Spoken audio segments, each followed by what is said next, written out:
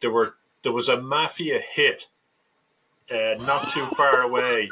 Not too far away from the comment, the day before we arrived, there were two mafia guys shot in a restaurant. Yeah, so that kind of gave us a wake up to think, where are we now? We're not in Ireland anymore. Hey everyone, welcome back to Private Club Radio, your industry source for news, media, updates, trends, whether it's communications, marketing, branding, leadership, mentorship, management, food and beverage, governance, you name it, we go over it here. I'm your host, Denny Corby. Thanks for being here. Before we get to the episode, I just want to have a shameless plug for myself. If you or your club is looking for some fantastic entertainment, I have the Denny Corby Experience, a stand-up magic, mind reading, and comedy show. There's excitement, there's mystery, also there's magic. It's the most fun your club is going to have. That aside, I want to talk about our guest for this episode, John McCormack CCM, who is part of Club Benchmarking EMEA, Europe, Middle East, and Africa. He is currently, and has been for a while, based out of Dublin, Ireland, if you can't tell from his accent. But he and I formally met at the PGA show. And I can't remember if it was from Gareth Macklin or somebody else, but we got linked up, and then we ended up having dinner that night. It was me, him, Jim Butler, Jason Becker, Spencer Potter. There was a really good group of us, and I have been known to say it's people's birthdays when it isn't. And I just got to say, it was funny because I did it to Jim Butler, and he took it like a champ, but he did not look amused. I have video. Maybe I'll post it somewhere.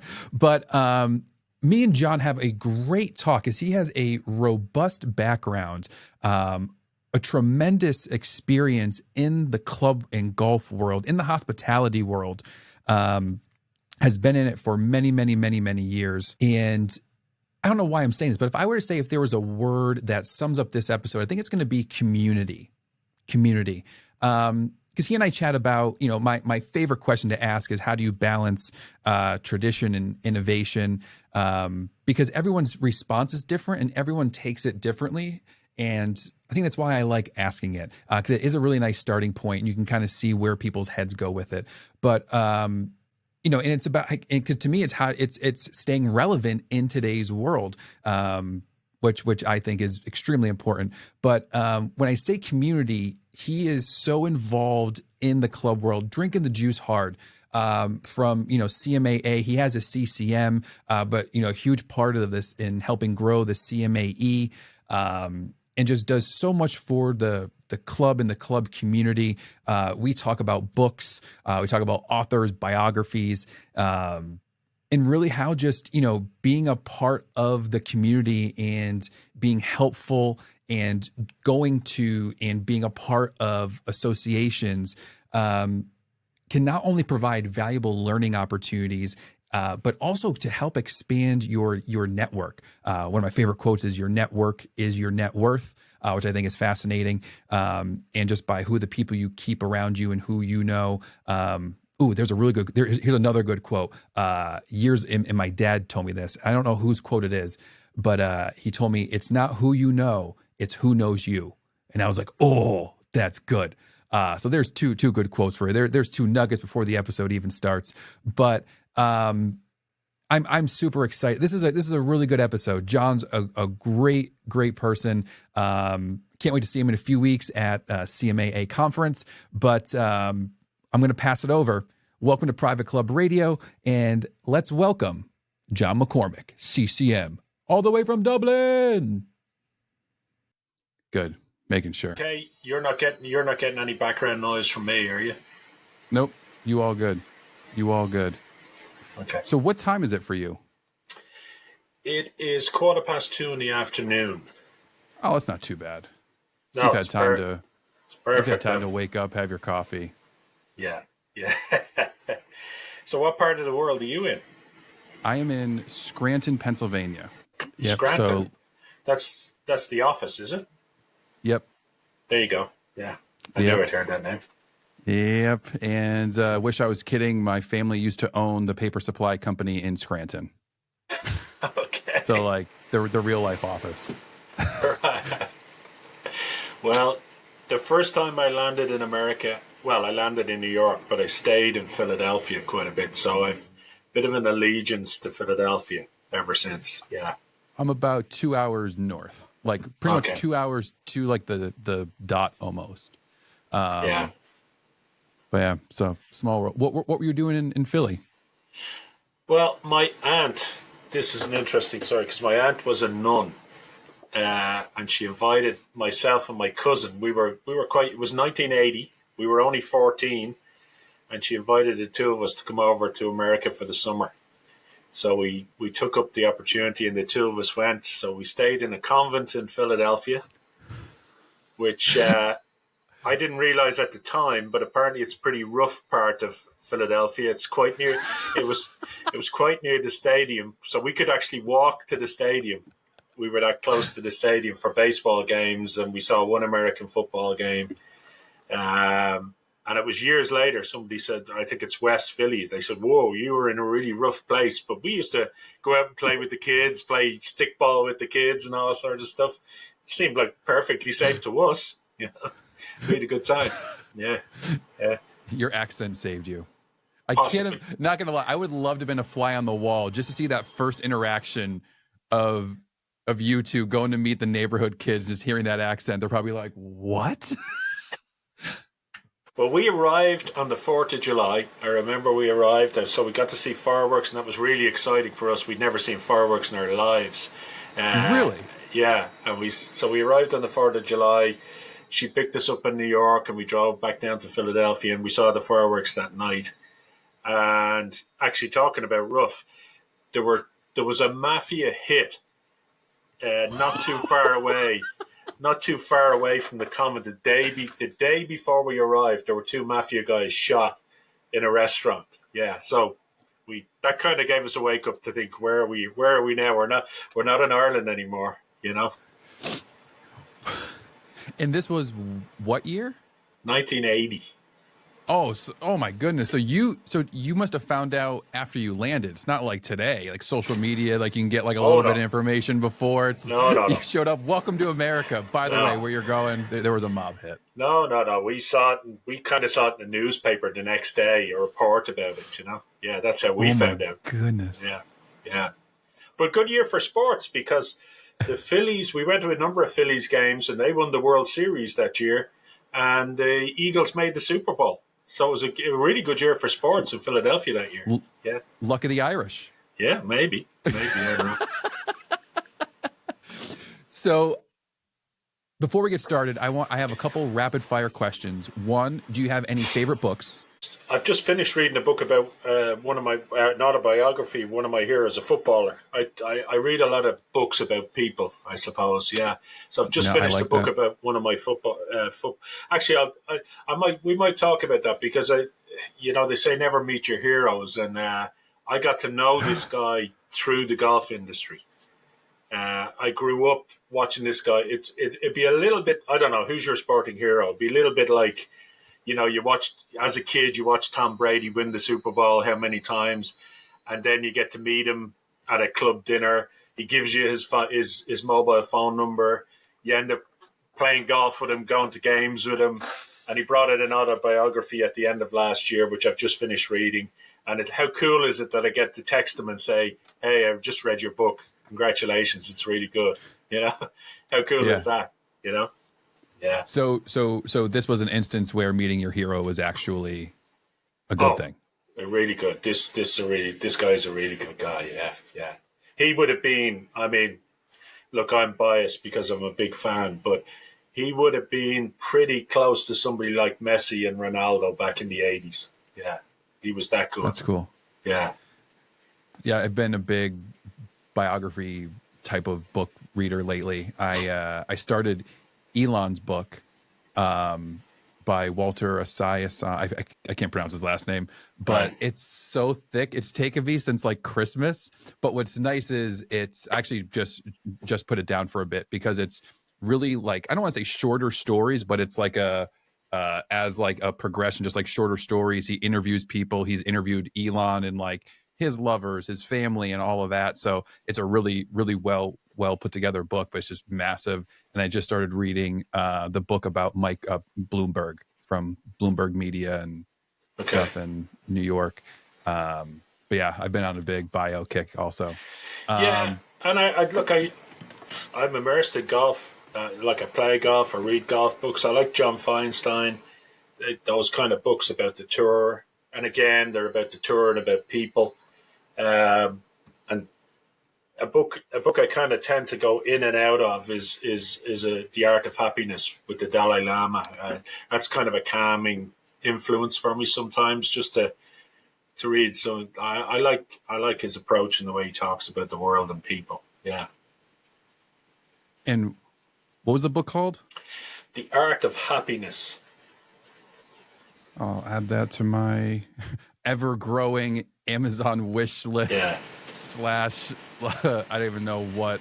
My wife gets pissed because I use my Amazon cart as my wish list. So I just like put it into the cart and then like later on I'll put it down.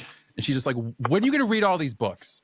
I was like, I don't know, eventually. Yeah. But if it's recommended, I always put it on my collection. So there we go. Maybe I'll actually have a couple too many Audible credits. Maybe I'll listen to it on the way to conference. You're going to CMAA conference, right? Yes. In Vegas? Yes, I'm going. Yeah, this will be about number 15 for me, which is pretty good coming from Ireland. Yeah.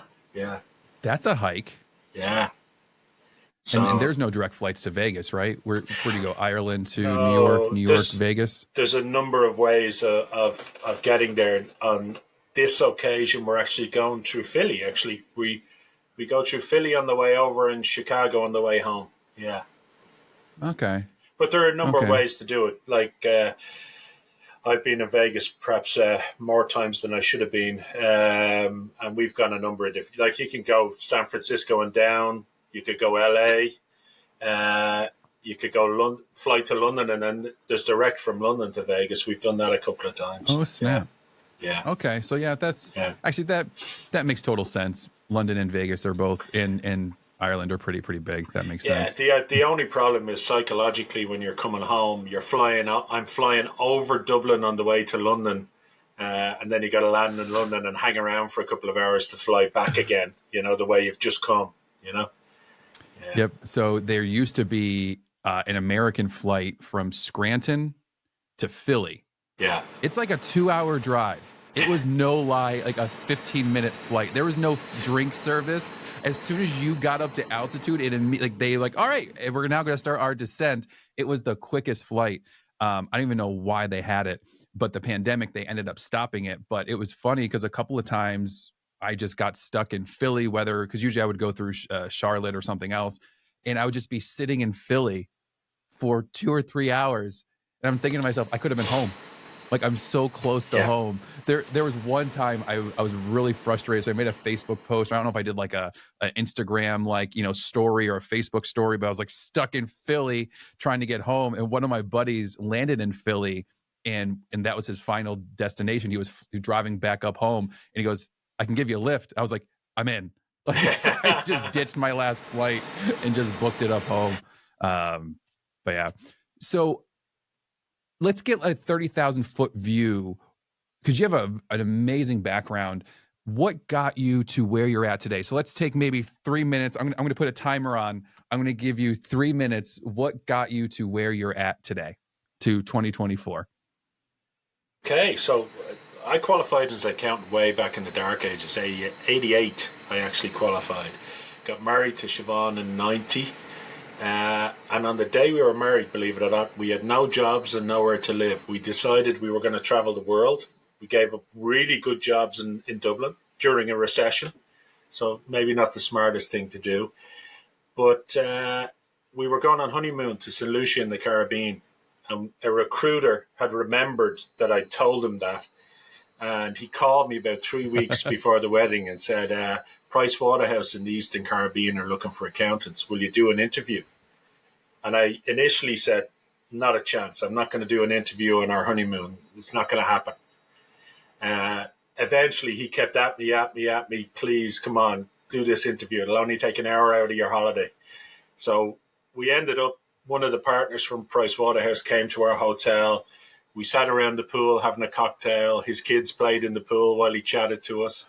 Siobhan is the accountant as well, I should say. There was one job. Both of us are qualified accountants. So he chatted to both of us. He said, would you like to come down and see the office? And we said, well, look, we haven't been in the town yet. We were going to go in and have a look. So we went in. We spoke to the head partner. And the next day, 2 contracts arrived in our hotel room. They offered both of us jobs. So happy holidays. Happy holidays. So we came home for 3 weeks, got all our stuff together, and went out to St. Lucia, and it was so fantastic. We had such a great time. Wow. We stayed out there for over 7 years, made lots and lots of friends, and then we came back to Ireland. I initially went into the hotel business. We came back to Ireland because our kids were getting to school age, so it was time to come home. Started off, I was financial controller for one of the major hotel chains in Ireland. But a really keen golfer. I mean, golf was my sport. I was massively keen. Saw an advert for a general manager in a club in Dublin. That might be nice. I get to play golf every day if I'm a general manager. And I know you're laughing. How stupid was I? So I got the job. To my surprise, I got the job. They liked me. I got the job. I ended up spending 2 or 3 years in that club. Really great club, and I still have a lot of relationships there. And then joined a club closer to home, where I was manager for 20 years and loved it. Same club for 20 years. Same club for 20 years. Yeah, that's awesome. Yeah. That's great. Really one of the bigger clubs, private clubs in Dublin, what we would call a parkland course. So we have a lot of links courses, as you know, in Ireland. We were a parkland course, pretty close to the city, 1,500 members, big club, great social scene, as well as being a really good golf club, big social scene in the club. So really diverse and interesting job. And that's where I was for 20 years. And then I decided it was time for a change, so I kind of pulled back from that, did a little bit of consulting. Actually, out of the blue, the club that I first managed 22 years ago called me out of the blue and asked me would I go over and give them some help. So I ended up out there part-time for a few months just helping them out. Their manager had left for greener pastures, so they asked me to help them out and help them find a new guy, which I did. And then Club Benchmarking came along. And which is where I am now.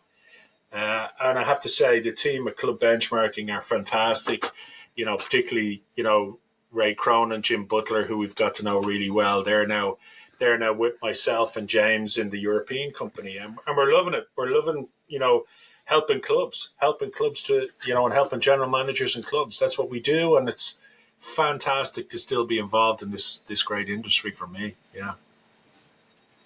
And I still laugh because you and I met at the PGA show in Orlando officially. And one of my favorite things to do is when I go out with a group of people is sneak to the waiter and tell them it's someone's birthday. And I did that to Jim, and he was not amused. I have the video. The look on his face is just such like, okay, here we go.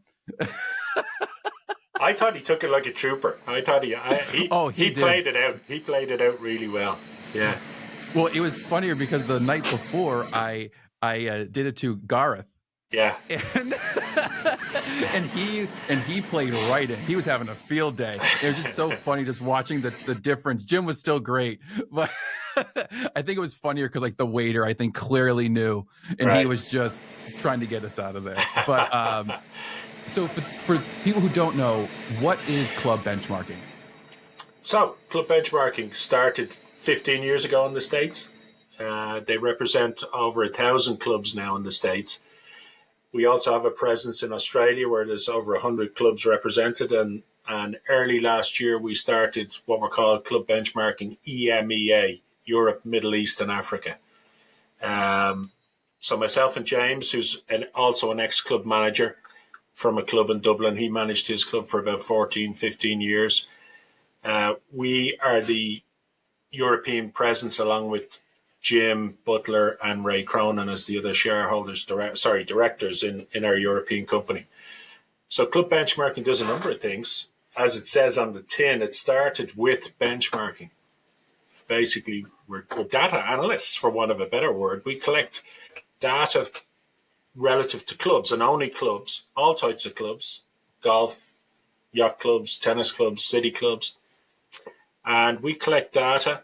We have a piece of software platform where this data sits, and it allows managers in their clubs, 24/7, they have access. If you're a subscriber, you have access to this data where you can compare yourself across a number of important metrics in the club industry. Not all financial, by the way. There's also membership demographics, things like that. And coming soon, environmental benchmarking will be included in there. I love I love everything about it, because I think every club should be on it, because to be able to benchmark, to be able to look at your club and I wonder how I'm doing against, and being able to compare and look at, different numbers and see, why would you not? To have that hard data and be like, I think we're doing pretty well. And then to compare yourself, like, oh, we can actually be doing a lot better. Well, look, Yeah. So Denny, the big thing is to take emotion out of decision making.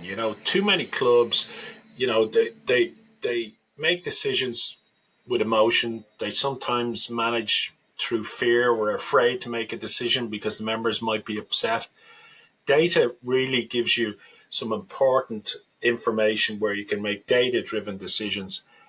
And look, it just really helps you to run your club correctly and plan for the future. A big part of what we do is, capital modeling, capital planning, and any club, all the best run clubs, for want of a better term, in the world have a really robust, rounded plan, and included in that plan is proper capital planning within it. And you think about other sports. I mean, one of my favorite films is Moneyball.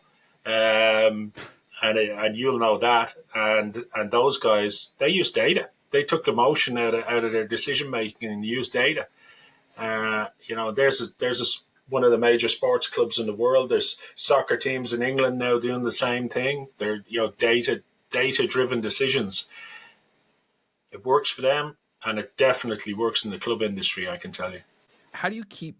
Because you've been in this industry for so long, what has kept you so passionate and wanting to stay in it, and even to take this next step and go with club benchmarking? I'm always fascinated, so kind of like why probably you and I read bios. It's, what's kept you and keeping you in this? Oh yeah, look, I love the industry. There's no, you're absolutely right, and I'm having a blast working with club benchmarking, because I get to visit. It's not just one club anymore. And that's why I was so heavily involved in the associations over the years. I've spoken at conferences all around the world. I love interacting with people working in clubs. It's such a wonderful industry, and there's so many good people in it. What keeps me passionate is meeting those people.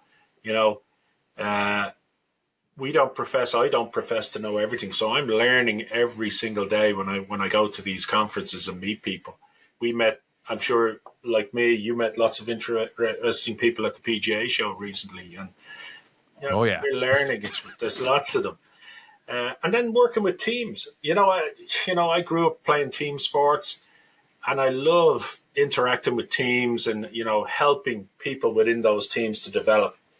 That's a real passion of mine. Identifying talent and helping them to be the best that they can be. And if we can help them in some small way to progress along their path, everybody's goal is different, and everybody's goal in life is different. But to be involved and trying to help people find their path and find their success, whatever their version of success is that's really fulfilling. Over the course of your whole career, is there anything that you're really proud of? Is there any moments, or were there any situations that you handled well, or any projects you did? Is there anything that you can think of that was like a milestone, something like a big accomplishment for you? I suppose in the club industry, I mean, the standout really is working, and this wasn't me by any stretch of the imagination, but it was working with a lot of other people to set up CMAE, which is the Club Managers Association of Europe. So, a lot of your audience and will be very familiar with CMAA, but CMAE didn't exist 20 odd years ago. So a few of us started going to world conferences. We started to learn more and more about education. When I joined the club industry first, having been an accountant, and there's lots of continuing professional development and education in the accountancy world, I joined the club business and immediately went to find out, how do I learn more about how to be the best I could be as a club manager? And there really was very little around in Ireland and Europe at the time. So we got to know the guys in CMAA, and they were really helpful. I have to say, hats off to them. They're the same now as they were back then. They were very happy to share what they'd learned and all the education pieces they had with the world, not just with Europe, but with the world. So along with them, we set up the Club Managers Association of Europe. And there was a lot of work in the early days trying to persuade. There were various associations around Europe, working with them so that we could all have a combined voice, get them to come under, the umbrella. We would work with CMAA to provide education. So that developed quite quickly from a very small organization. You look back now, we had our 20th anniversary 2 years ago.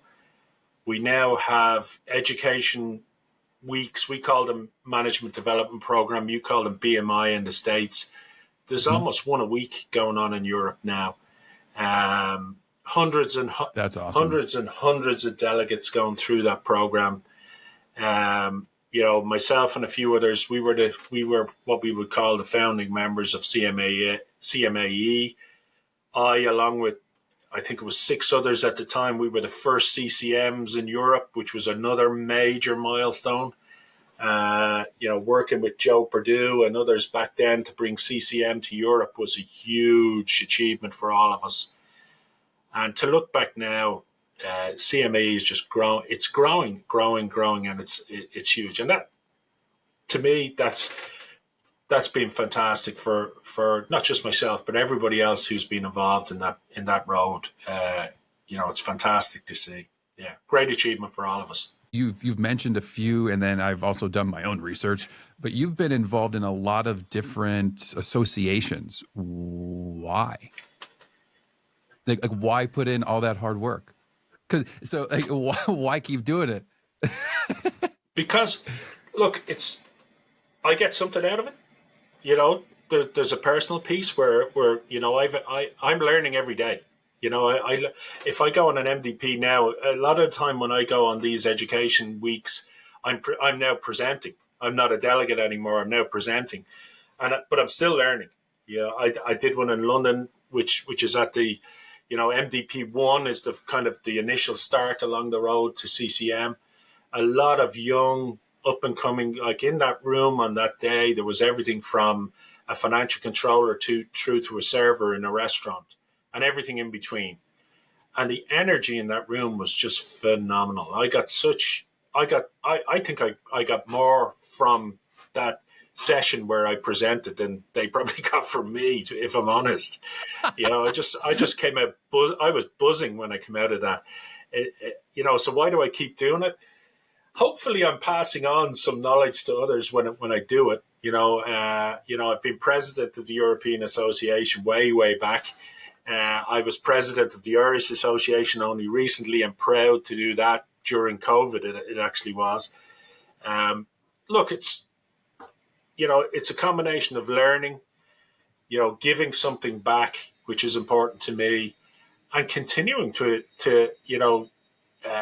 widen my network. You're now in my network, Denny. Well, congratulations. You may. Oh no! Yeah. Take it off. Take it off. You may want to get out, but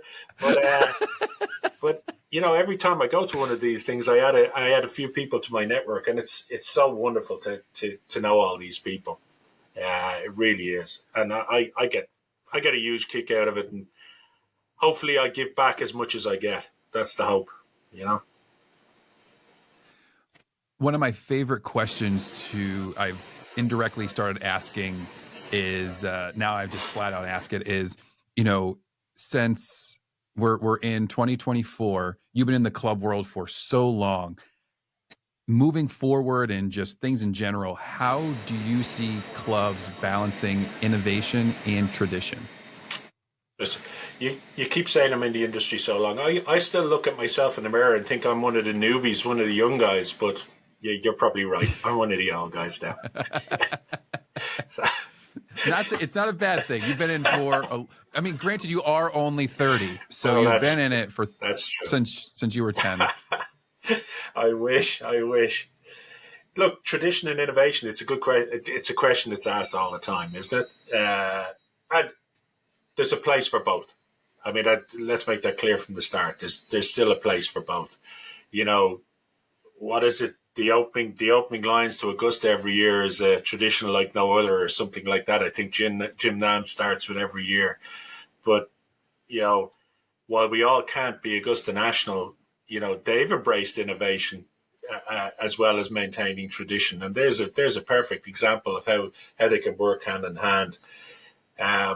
Look, innovation can take many forms. There are lots of clubs now adding amenities. You know, family is now hugely important. When I started playing golf, it was certainly as a young man in Ireland, it was difficult to get into a lot of golf clubs, and when you did, it was male dominated. But that's changed significantly over the decades. I think clubs that aren't looking at families and every member of the family, husband, wives, and young children, they're the ones that are going to be Grandma, grandpa. absolutely all everybody, and providing something for all of those people at all different age groups is really important. And that could be adding amenities, innovations around IT. Who would have thought we had apps now that helped us to book games of golf or book restaurants and make our life easier when we come to our clubs. Clubs are using that for member recognition. That's being used more and more. There's wonderful products out there that'll help you do that. And then there's simple things like, who would have heard? I don't think anybody heard of pickleball 15 years ago. And now, how many clubs in the States have pickleball or want pickleball? And not just in the States, worldwide. Yeah. Everywhere. Yeah. Do you think pickleball would have been as popular if it didn't have the name pickleball? I don't know. Good question. I don't know. I mean, pickleball isn't prominent in Ireland yet because we don't necessarily have the weather for outdoor courts, but there are clubs. I know there's a tennis club not too far away from me now looking at paddleball and pickleball because they've got indoor areas. Yeah. Yeah. But I pickleball, was maybe it talking is to a the friend name. about Yeah. that. Maybe it is the name. Yeah. And as we wrap up, someone who is visiting Dublin, what are some hidden gems that they should check out that only locals know? I would say, look, talk about sports. We've got our own games in Ireland that are played. They're played in a few different countries, but predominantly in Ireland. There's Gaelic football and hurling, and if you've never seen hurling, try and get to see a game. This is it's known as the fastest field game in the world. It's played with sticks, and it's when you see it for the first time, you wonder how this sport is allowed as a legal sport. So I would say, something that very few tourists would even think of doing. If you get to, it doesn't necessarily have to be a big game. We've big stadiums here where this is played. It doesn't necessarily have to be in a stadium. You can go to a local club and see kids play this game or young adults play this game. Fantastic. And then get off the beaten track. If you're thinking you want to try that pint of Guinness, there's lots of local pubs where you could sit. And you talked about tradition and innovation earlier on. You can find some pubs in Ireland, country pubs, and they're wonderful places to sit in front of a roaring fire. And if you're going to try your first pint of Guinness, you don't have to be in a tourist pub in the middle of Dublin to do that. I have yet to have a Guinness, and there is word on the street I might be going to Ireland in August. So I will make it a point to find the smallest hole in the wall pub and go and have Well, it. we'll make sure we touch base. I'll find you. Don't worry. Last time I heard that, it ended in a in a lot. No, okay.